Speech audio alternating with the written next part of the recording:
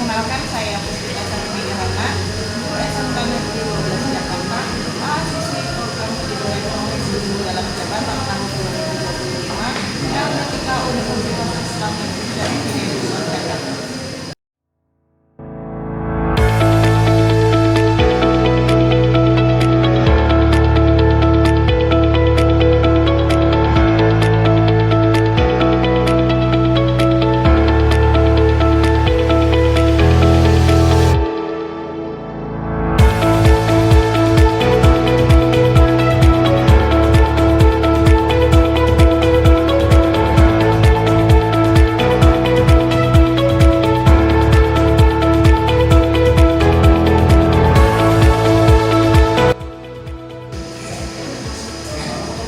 Assalamualaikum warahmatullahi wabarakatuh.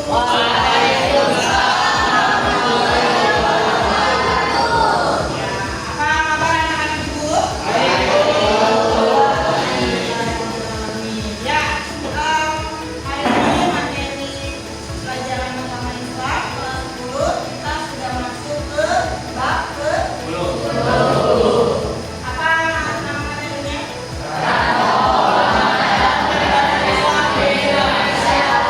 Oke, sebelum kita belajar hari ini, kita mau semangat lagi dulu ya.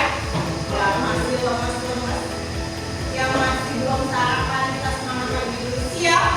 Semangat pagi. Baik, kita masuk.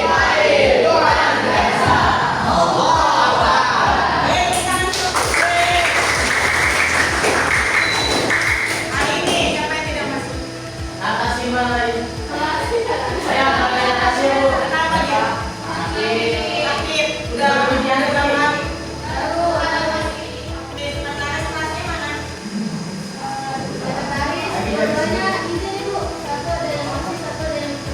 Ya, tapi sudah dicatat di buku. Terima kasih semuanya. Baik, hari ini kita akan belajar tentang tokoh ulama dalam penyebaran Islam di Indonesia, masih kelas 10 bersama Ibu. Ya, kita sebelum belajar kita berdoa terlebih dahulu. Siapa yang pimpin dulu? Ya, silakan. Siap.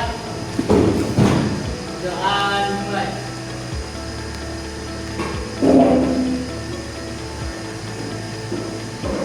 Doa mulai. Beri salam.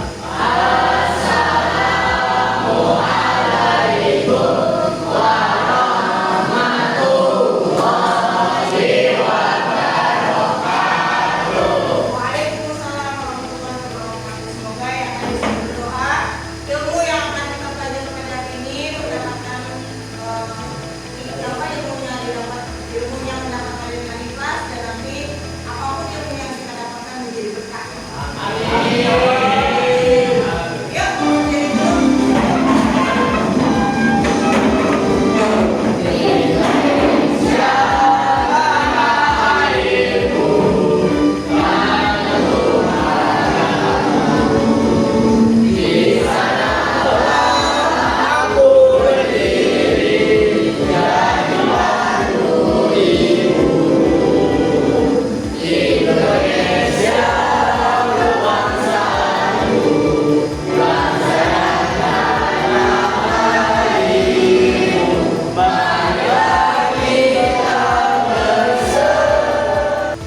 Nah, sebelum kita lanjut, Ibu mau tanya dulu.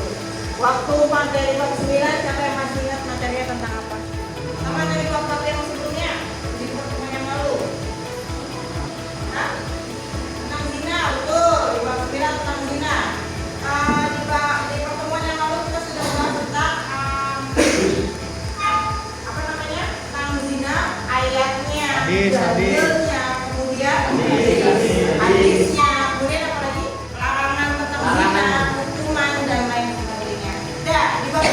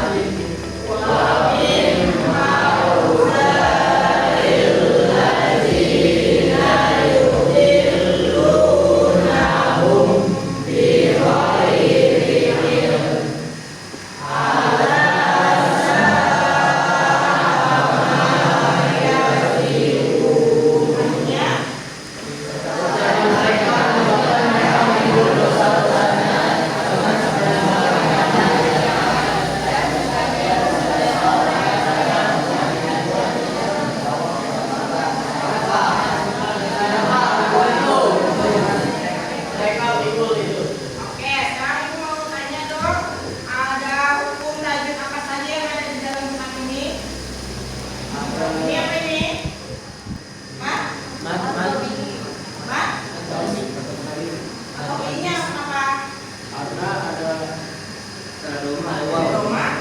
Ada wow. Oh, yang ini. Ini apa? Pak Tobi juga. Apa topinya? Karena ada pada Ada fakta bertemu dengan alif. Betul. Yang ini. Mati bertemu dengan kaf.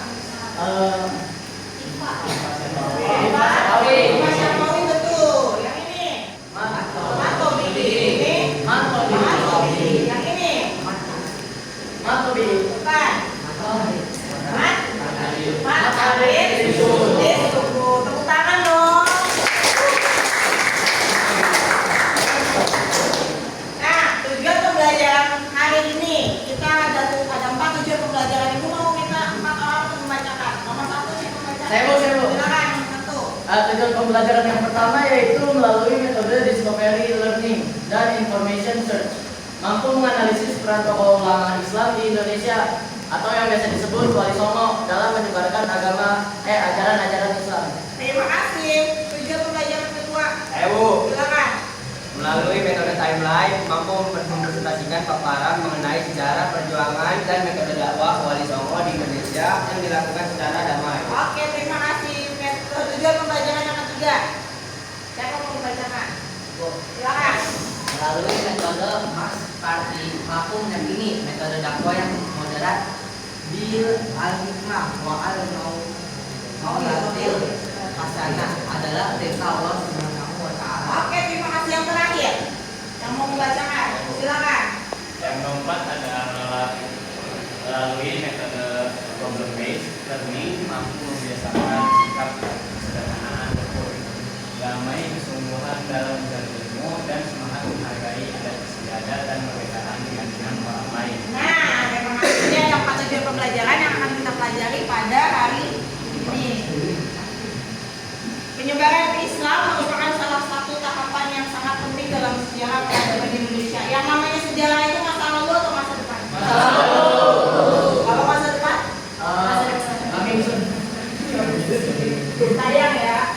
Nah, sumber sejarah dari dinasti Tang pada tahun 676 Masehi memberikan petunjuk bahwa memang pada masa-masa awal pertumbuhan Islam, saudagar-saudagar Muslim dari Arab sudah memasuki wilayah Nusantara. Mereka saudagar-saudagar itu melalui apa? Masuk ke Indonesia melalui apa? Lalu pernikahan, betul. Lalu pendidikan. Nah, di sini Rasulullah SAW pernah bersabda, anak billahi anna Nabi sallallahu alaihi wasallam qala ballighu anni walau ayat. Sampaikanlah dariku apa yang aku sampaikan walaupun hanya satu. Ayat diriwayatkan oleh Nah, sekarang mau kasih tugas ini. Ada 4 gambar. Ya, gambar yang pertama ada gambar dakwah dengan kelembutan. Sekarang silakan kalian coba analisis gambar-gambar tersebut. Lalu nanti akan ditanyakan apa keunggulan dari gambar tersebut dan kaitannya relevansi metode dakwah gambar tersebut dalam dinamika dakwah di Indonesia saat ini.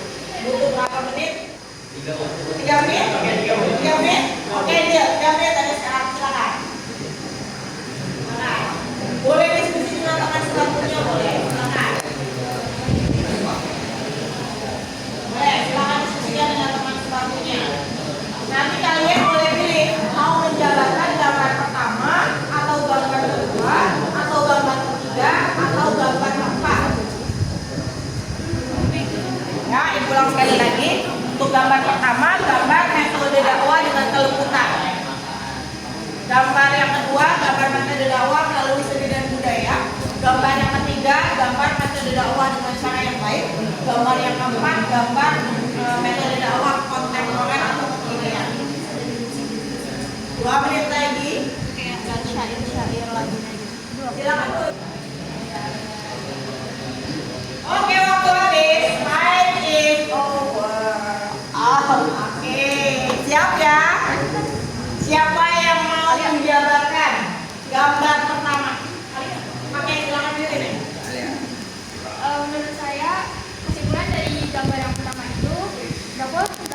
bisa dilakukan dalam manusia, tapi bisa dilakukan dalam makhluk hidup yang lain. Contohnya seperti sama hewan atau dengan tumbuhan. Kalau tumbuhan kan kita selalu ngasih dia pupuk apa sama air yang teratur. Kalau dengan hewan, Nah hewan kita bisa makan, kasih makan, terus kasih minum, kasih tempat tinggal. itunya kalau hewannya pup, Kita terus iya. Jadi kalau saya ambil datang jangan tanggung-tanggung gitu ya. Oke, tepuk tangan dong buat siapa yang mau menjabarkan gambar kedua? Gambar kedua saya mau menjabarkan metode dakwah melalui seni dan budaya. Ini yang dilakukan oleh para wali songo kita yang terdahulu. Gambar kedua, siapa yang mau menjabarkan? Gambar kedua? Oke, silakan. Jadi gambar kedua itu dakwah dengan cara kesenian. Jadi metode ini sudah ada sejak dulu. Biasanya dipakai oleh Sunan Kalijaga.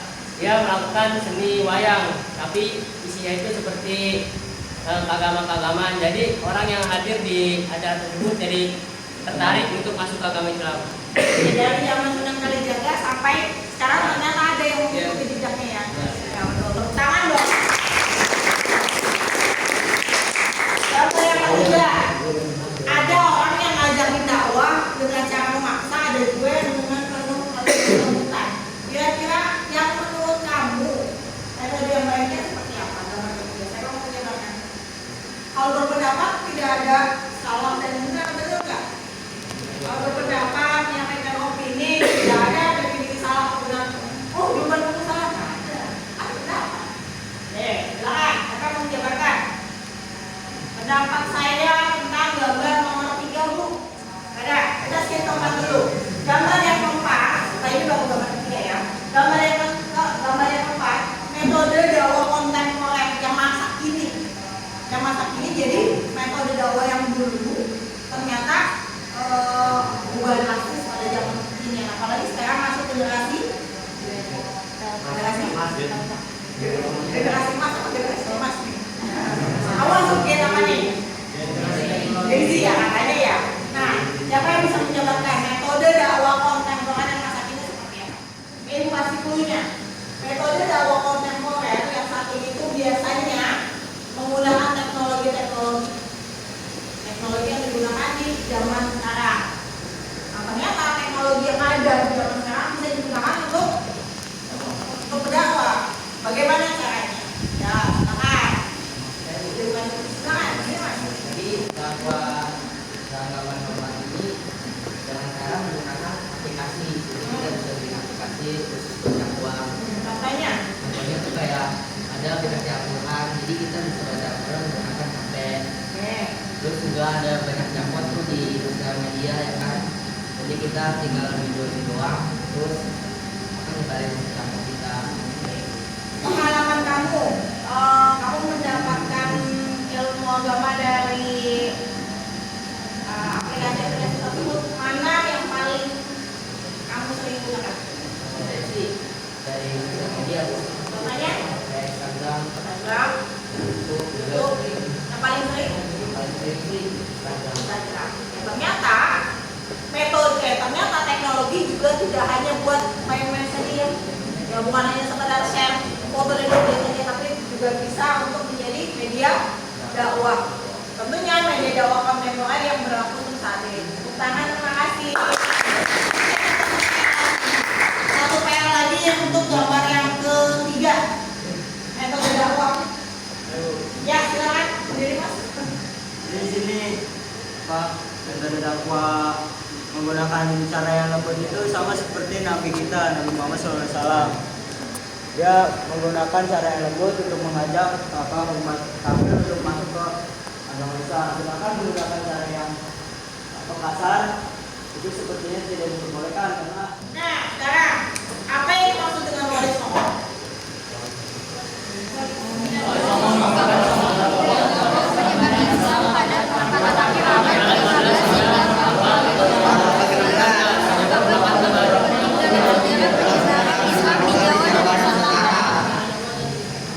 Jadi wali songo itu terdiri dari dua kata. Yang pertama wali, kedua songo. Wali artinya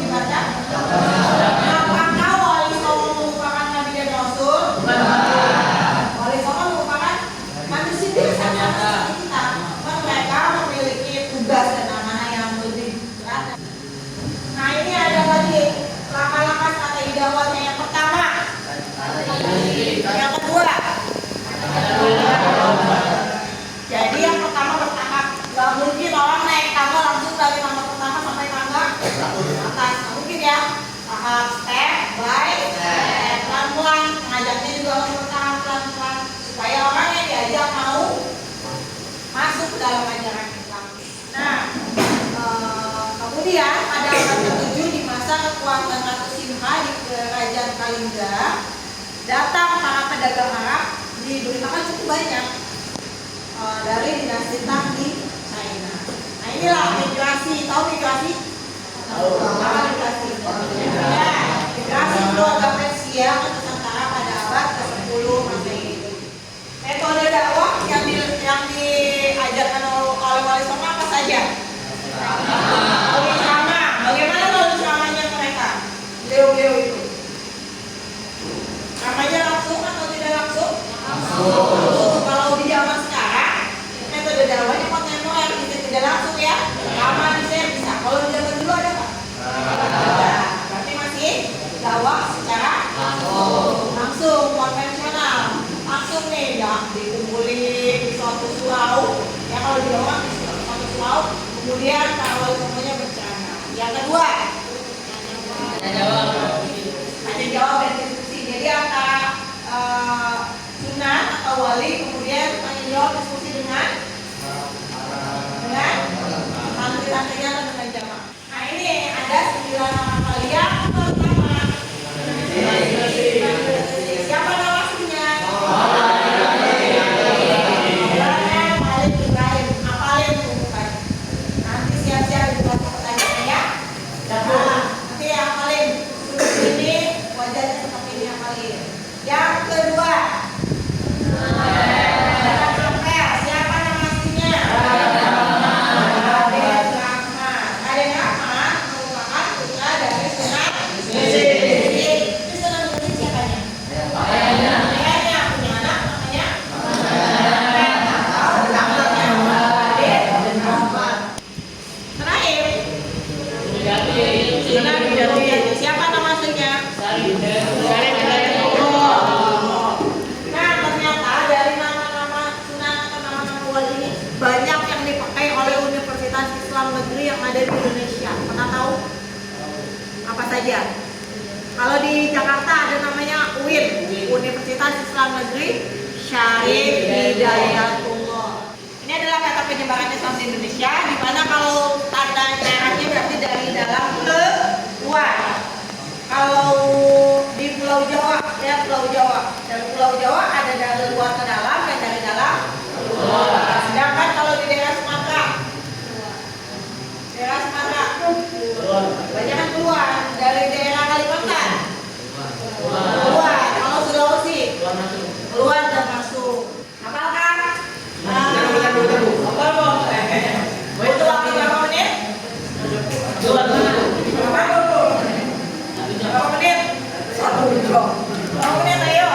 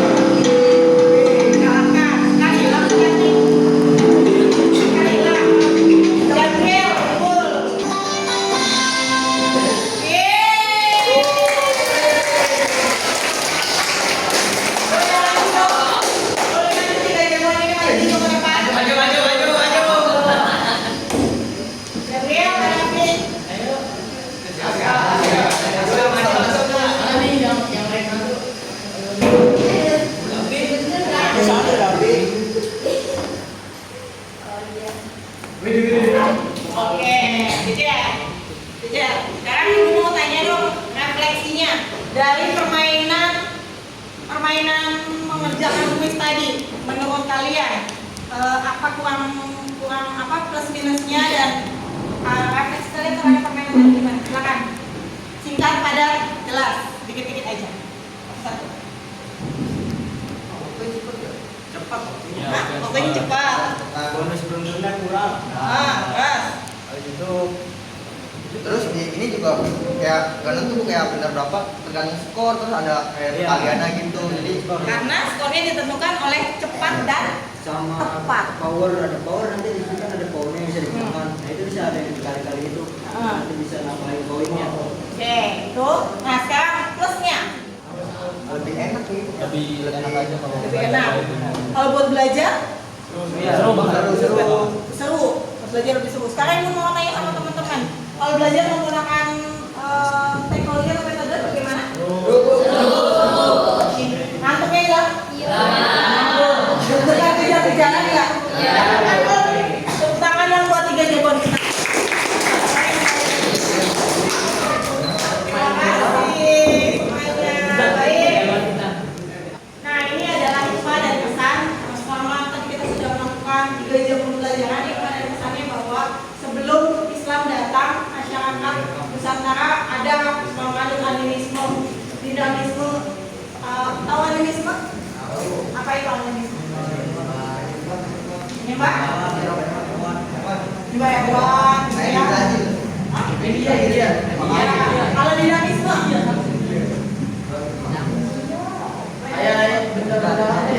benda, ada yang menyembah pohon, ada yang menyembah matahari, patung, dan sebagainya menyembah berkumar. Tapi setelah datangnya Wali Songo, semuanya berubah. Nah ini diantara dakwah peran Wali Songo di tanah Jawa. Profil yang tadi sudah kita pelajari bersama dan ada 9 wali atau 9 sunan. Dakwahnya, kemudian metode dakwahnya ada seni dan budaya, menggunakan wayang, gamelan, ada juga pendidikan masuk pesantren-pesantren maupun sekolah umum dan sekolah formal, melalui perdagangan, kemudian melalui pernikahan dan nilai-nilai Islam yang dikembangkan yaitu adalah unsur toleransi, moderasi beragama, kearifan lokal, pendidikan dan juga etika terakhir. Nilai yang dikembangkan oleh para wali songo itu tadi sudah kita bahas bersama ya. Nah, dari yang sudah disampaikan tadi, adakah pertanyaan? Ada cukup? Oke, refleksinya apa? Setelah kalian belajar tentang Wali Songo, apa refleksinya? Apa yang kamu ketahui tentang Wali Songo itu dari seluruh pelajaran yang sudah kita pelajari bersama?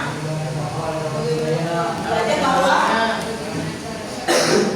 berdakwah itu tidak harus tidak pakai kekerasan, ya? Tidak harus pemaksaan. Apakah hanya dengan metode ceramah saja? Bisa dengan berbagai metode, ya. Apalagi sekarang kalau misalnya kalian Gen Z nih, yang katanya Gen Z bisa menyebarkan dakwah dengan cara kontemporer seperti yang tadi sudah kita bahas bersama. Oke, terima kasih buat hari ini. Kita tutup dengan bacaan doa bersama.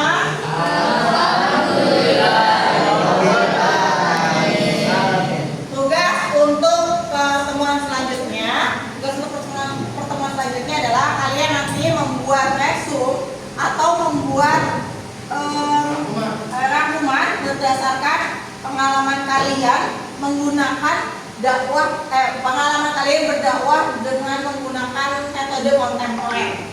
Ya, nanti tugasnya boleh kalian kirim di Google Classroom supaya bisa kita bahas bersama. Oke? Apa nih bukuan terakhir? Bulan depan ya? Bulan ya? Oke, bulan depan nanti gua akan sebelum waktunya berakhir gua akan ingatkan kembali untuk tugasnya untuk diserahkan. Apa tadi tugasnya? Membuat pengalaman kamu berdakwah menggunakan metode kontemporer.